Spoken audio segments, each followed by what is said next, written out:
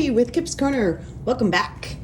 Okay, so I haven't been on for a little bit. That's just because with Mother's Day weekend last weekend, there was a lot going on, and I don't get to do a whole lot of crafting during the week because I work full time. And so with a busy weekend, that just, yeah, whatever. That's my excuse. I'm sticking with it. So I thought I would pop on and I'm just going to play a little bit.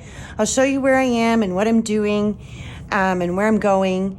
And so the cover is essentially done. I'll put some metal corners on it and a closure and all of that kind of stuff after I sew in the signatures. So here's what we have. Well, so I guess I'll just keep it down. I've got the flap. I think you've pretty much seen this. This is just, this is the bird's nest. And then I finished, created this top piece as a flap. And I used, actually, it's 3 different pieces of fabric that I used to create the hinge to give it plenty of stability.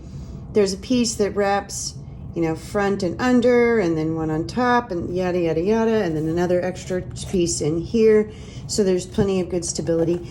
And this is what I did on the inside. This is just one of the little sewn clusters of different pieces of fabric with some stitching on it. Here's a rusted washer. This is from an old, I don't know, something to do with railroads, like a railroad tie. I put a little bit of gilding in there, just sort of splotches, some bird feathers. This is a piece from Tracy's, one of her specimen tag, bird and mammal specimen tag. This is just a piece from an old ledger with handwriting. You can see it says that. And then the bird has, and you can kind of, let me get it nice and close. Nope, too close. There you go. There you go. You can see that nice cracking. It has Clear Rock Candy Distress paint on top, and then on top of that just a spritz and a dab off of one of the distress sprays. I forget what color, one of the browns.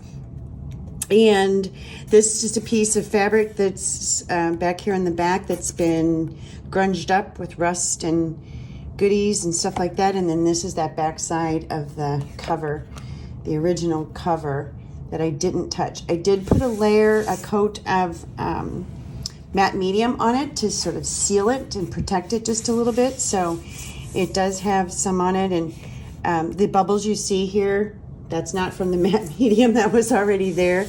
So this is awesome. It's just so grungy. I did not touch this at all. The original tape pieces are here. That's legit vintage tape. And so, yeah, it's like, oh, look, that's really what it looks like, you guys. So when you're making your fake vintage tape, that's where you got what you're going for. So yeah, this is done. I will put some type of a latch here, just so this doesn't flip open, if it's sitting straight up, like that. I don't want it to do that, so I will put some type of a latch on that.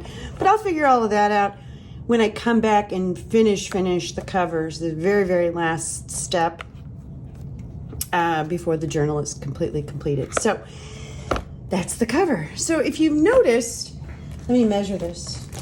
This cover is, it's 7 3/4 inches wide. That means that when I put paper in there, if I'm starting with a standard 8.5 by 11 piece of paper, it's going to fold to 5.5. That's 2 1/4 inches of gap between the edge of the paper and the edge of the journal. And while that's absolutely perfectly 100% fine for a selection of the papers inside, I do want some of the pages to kind of come all the way out to the edge. I'm doing this, some might consider this sort of backward, that, you do your pages first and then you figure out the size of your journal. I always do my journal cover first, and I just go with my gut. This was one where I knew that I wanted to layer the pieces, and this journal cover piece that's on the very bottom was a certain width, and I wanted just a little bit of the base journal, you know, peeking out underneath. That gave me my size. So my size was sort of dictated for me based on what I wanted to do, or the vision, the original vision I had for this. So now I'm working on the pages that go in the signatures, and so now I have to figure out a way to extend or work with or create pages that are wide enough to go inside the journal. And I've come up with, I don't know, there's like 5 or 6 different things you can do. These top pieces are just, this is a card. Isn't this cute? How cute. Blue heron and ho baby. This is just some stuff I'm working with. Just some things I've got cut. Yeah, yep, I got some crinkly cut. Crinkly. But down here at the bottom of my stack, these are the many ways. These are the ways that I have extended my pages, some of my pages. The first is, these are 2 pages from an old book, and look, they're both birdies. First thing I did was I cut a strip of some of that grungy fabric. I put it on both sides here with just and you can almost see it. Well, here, you can see it here. Just a slight gap, so that it folds nicely, and then I just tacked it down with glue, and then I went back and did some stitches. You can put another piece of fabric here, but with the glue and the stitches and everything that's on these are nice sturdy pages. This is a thick book page. I'm comfortable that I don't need to do anything else. And so one way to create the width that you might need for a wider journal is to put 2 pages together with a piece of fabric. Here's another one. Now this one I will go in and I'll probably actually put some washi tape here on the inside, but this is 2 pieces of ledger that I put together. One has got nice pretty blank lines for journaling. Same thing done the same way. Next, this is from a huge ledger. I said journal, I meant ledger on the other one. This is from a ledger that is wider. It's the opposite. It's wider than I need. And so what I've done here is I just folded the pages. Folded the page in. I may come back in later and create a pocket here. I'll do something to this, but this is the base, this is the start, and I folded both in. So that's another way. This was a ledger that was really close. It was just barely too wide. So all I did was come in and just trim ever so slightly the edge. It was taller, and so I trimmed the bottom. So another way to do it is with your ledgers and books that are wider than you need, fold your pages, trim your pages down slightly. This one was the exact width. I didn't do anything to the width of this. This is from 18, that looks like 54. I will do some reinforcements to the spine on this one because it is a little more delicate, but the handwriting is so pretty, and there's blank page. So all I did to this one was I had to trim it lengthwise. So I trimmed a little bit off the bottom. All right, so those are just some ledgers that I had. These pieces in the middle, putting some together with fabric, sewing it, just trimming some out to the size that I need them. Another, and I'll show you, this is kind of something I'll show you later, but another way to create the width that you might need is just to extend it with some fabric or lace. And so that's what I've done here. These are just, this is sort of like it's got a little ribbon down, it's really pretty. And I just added that to the edge, tacked it down with some glue, and then ran a stitch down the side, and my machine goobered on me, which I love. That just completely works with everything that's going on here. So I'll have a couple pages in the journal that I do that, where I extend with some probably lace. And another way to extend the width is to literally put a panel in your piece and take an 8.5 by 11, fold it in half, so you've got 5.5 inch width, and then expand it from the center, expand it out to make it 7.5. In my case, I think these are 7.25 inches wide. So this is what I've been working on this weekend. I've got 3 of them here. This journal is going to have 3 signatures in it, and so one of these will be in each signature. And I'm using, I think I mentioned this before, on the inside I'm using Tracy Fox's Bumper Birds kit. I'm also using her number snippet kit, and I'm using her bird and mammal specimen tags kit. And there might be more, but that's to start. And so what I did, and you can probably see this better here, I folded my paper, folded in half, and then sliced it. And it doesn't matter where you slice it.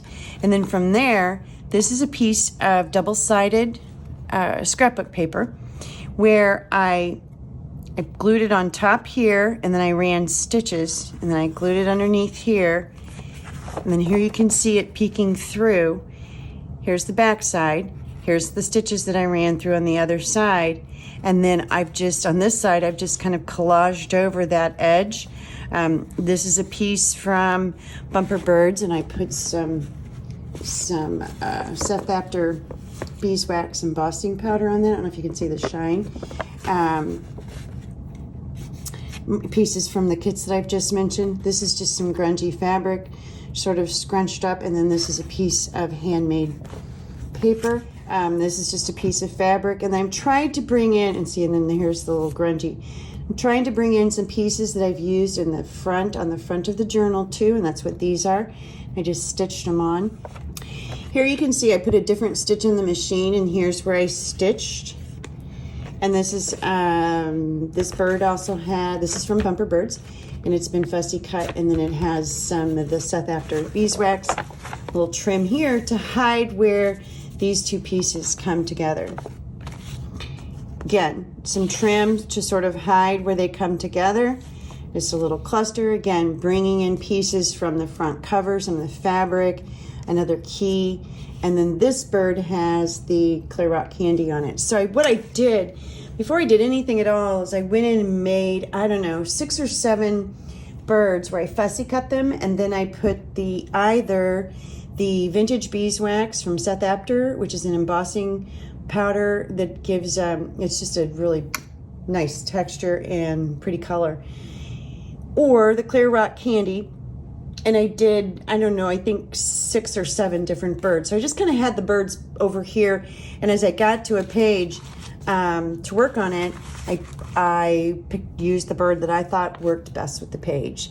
Here's another one. This is a roll of some vintage tatting that I have. And so I just used that to sort of frame that piece, trim it off. There's my birdie on there, and just a little bit of stenciling here. Then on the inside, what I didn't like the back side of this paper. It was from a book, and so I just took an entire new piece of scrapbook paper, ripped it, and laid it on top of, so you can't see the back side of this here, and then just created a little collage there. Then on this one, you can see the sewing right here, and I've just taken some pieces from Bumper Birds, cut them out, and just used some of that, just sort of ripped up some of that handmade paper and just put those pieces there. So that one is pretty simple. And then here, again, you can see when I sewed right down where those 2 meet. And so it looks kind of like it looks kind of like a zipper. Here's another bird, and this is the tuck spot. And then here's the third one.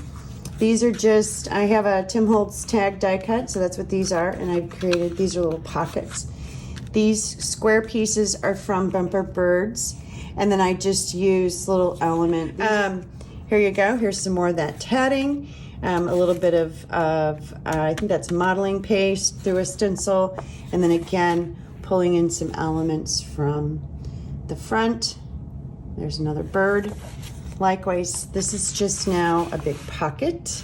And then on the very back, this is the paper that I I used to expand, and in this case it was wide enough that it kind of came all the way over, and then this is also a pocket.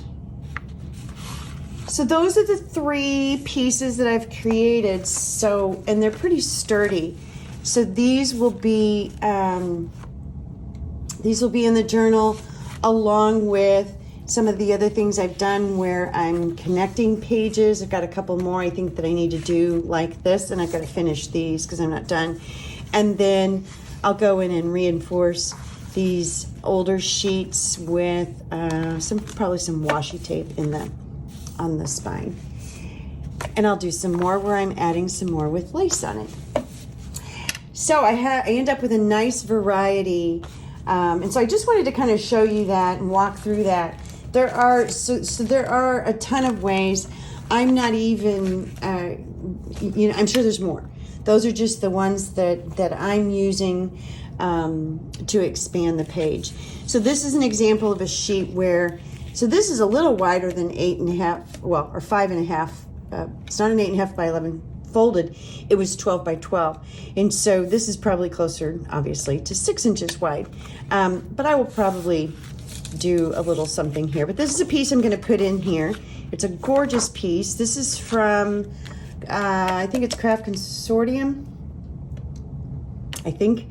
I'll double check, but it's from one of their paper kits, Baroque, I think it's called. And this is a frame that is in the 49 in Market square stitched frames. It's 6 pieces. You get 4 frames. It looks like there's more than 4 in here. I must have put another piece in there from another pack. But anyway, and I just added with my finger, I just sort of smudged a little bit of sand texture paste on this. I want to grunge this up a little bit more. So I don't know if you can see that, but you can see it. I've got some in the corner. And it dries almost pretty clear, but you can feel it. And I've got a bird. This is an older die cut of Tim Holtz that is a bird, and I just die cut him from some scrapbook paper. And I've got 2 sides here. I can use either one. I like this side though. So I think I'm going to do something where he is here. But before I do anything, that's what I'm going to do today. All that talking, that's what I'm going to do today. I'm going to grunge him up. The first thing I want to do is I want to put a coat of gesso on this, but I don't want to put white gesso on it because I don't want to cover up the stitching or the words. I don't want to cover any of that up. But I want to color this, and I want a primer, I want a base. So I'm going to use clear gesso.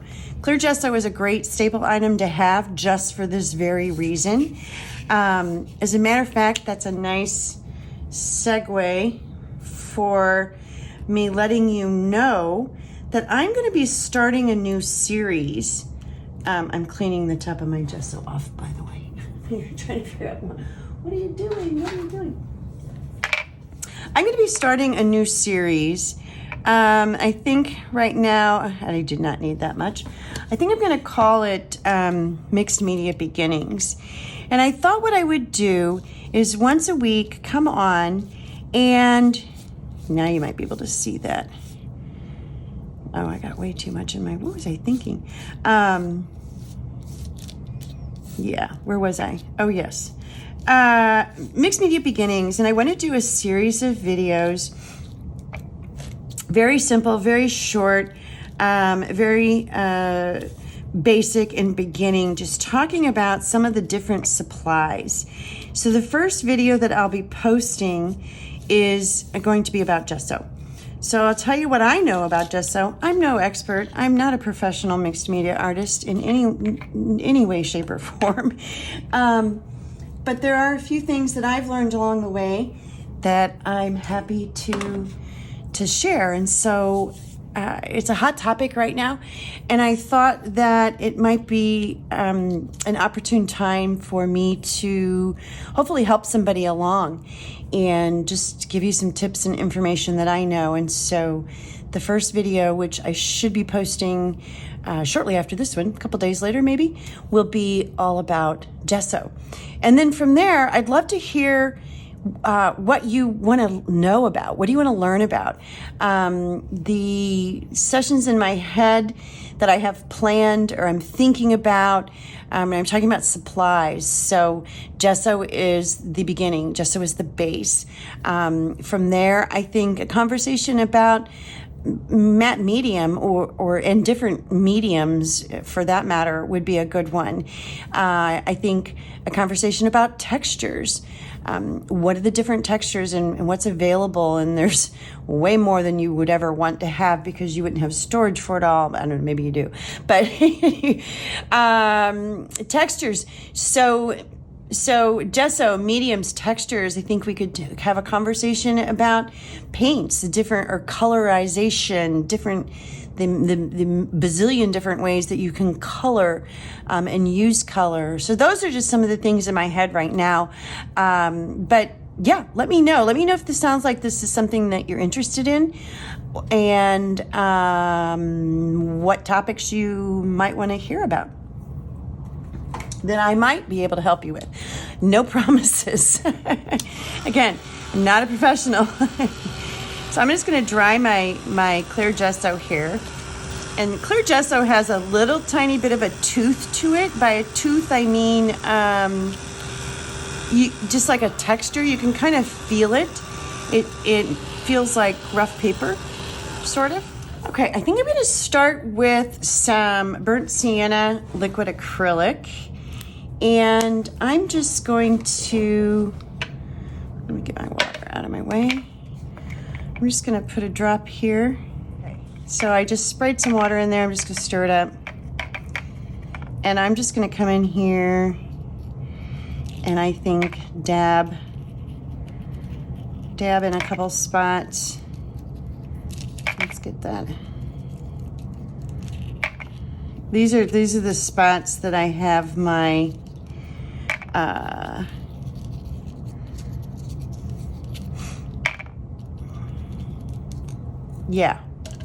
sand texture. Whoops. Okay, you stay there. Now I'm going to add some water. And by putting that clear gesso on top, it's allowed it to prepare the surface. And so it will take this color a lot better. And I'm just going to roll this around a little bit. Dry between layers. Always dry between layers. Now I'm going to go ahead and put another layer here. Same kind of in some of these spots. And I'm just playing. I'm not, I don't have a big game plan here or anything.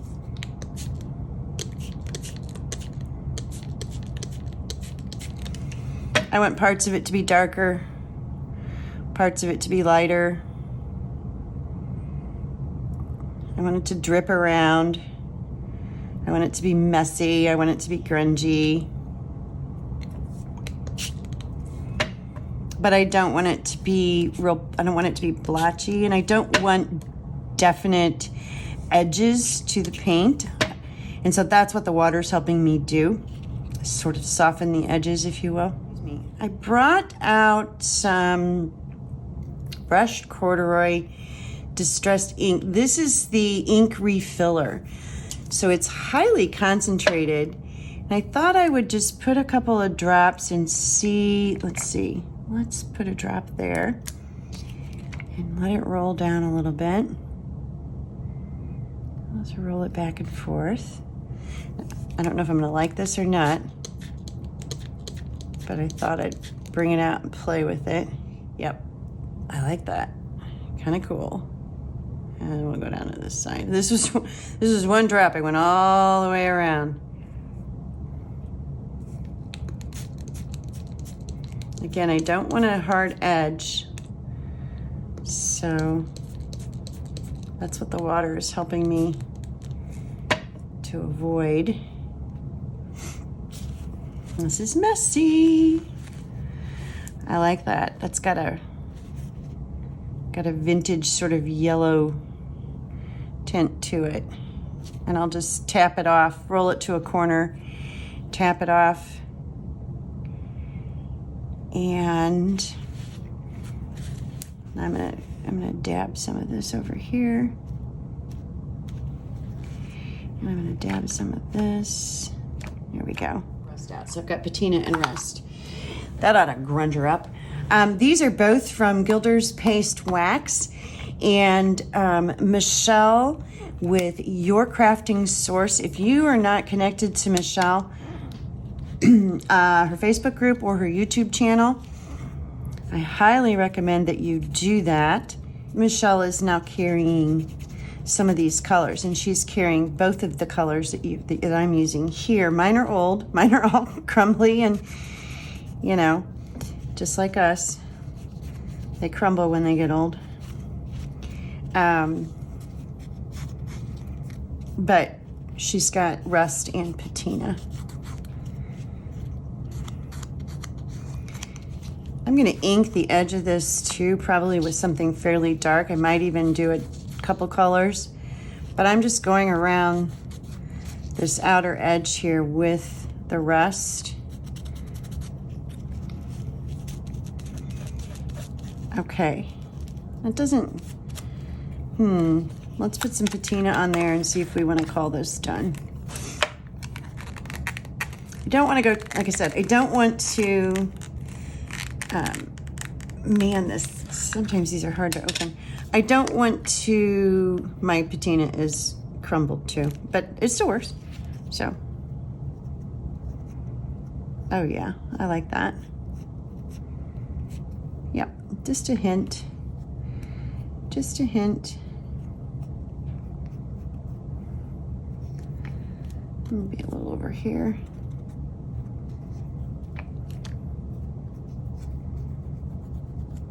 There we go. I'm stopping there. I think I accomplished what I want to do. I wanted to just grunge it up a little bit, and I did that. Ooh, I like that grungy stuff up there. And I love that he's got scribbled out. Yeah. Oh, so I'm talking about Ohio County. Yeah. Let's do that. I want this to be a pocket. This paper is pretty fragile. It's brittle, it's fragile, it's, you know, it's old. It's from the 1850s, right? So what I'm gonna do is I'm gonna sandwich this with another piece behind here so that when it's being used as a pocket, this isn't getting rubbed on. I'm afraid that if I don't do that,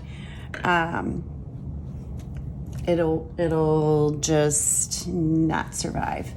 Okay, I'm just getting this nice and clean on the back just to get any of the glue that oozed out, because it is going to be a pocket and I don't want anything that's put into the pocket be sticky.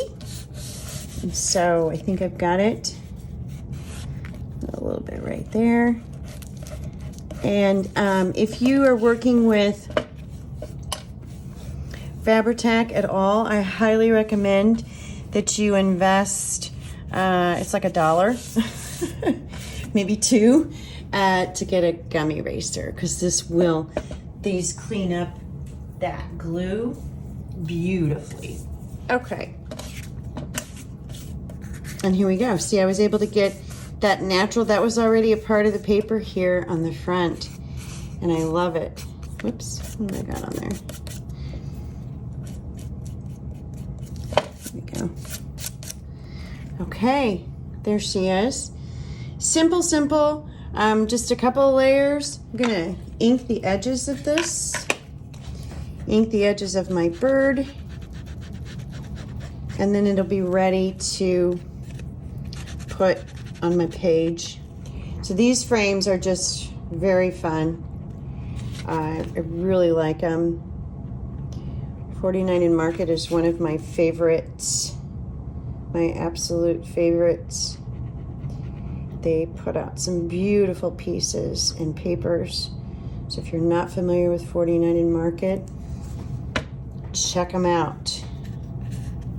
Again, my friend Michelle with your crafting source carries a lot of 49 in Market products.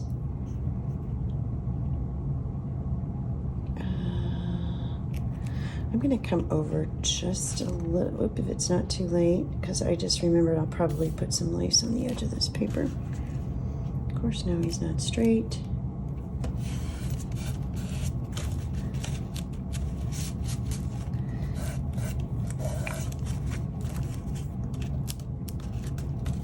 Okay, there we go. Oops, don't open the pocket yet. Pocket made. Got a little bit of glue because I moved it.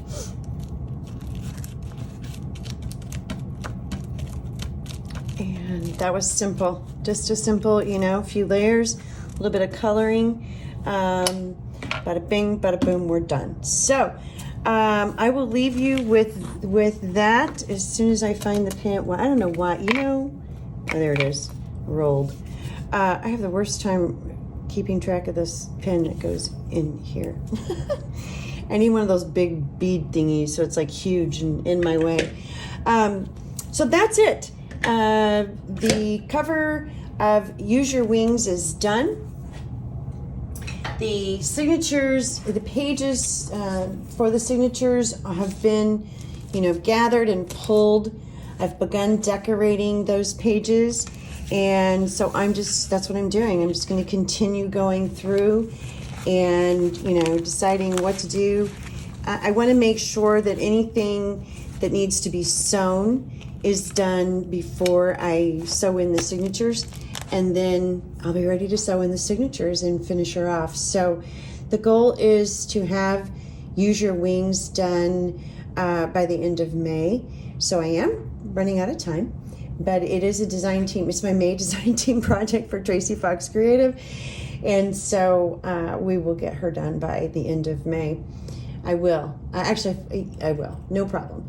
And then I have another journal that I'm working on too. Same thing. I've got the signatures pulled together, and I've begun to go through those and decide, you know, what to do as well. So more to come on those. And watch for Mixed Media Beginnings. And with the first video that I do is going to be all about gesso. I promise it will be short and sweet and to the point, and then let me know once you've watched. Let me know what you think, and if that's a good idea, if I should continue, or if it's a bad idea. Thanks for joining me. I really, really appreciate your support. If you're watching this and you're not a subscriber, please consider subscribing, and I will be back. Thank you. Bye-bye.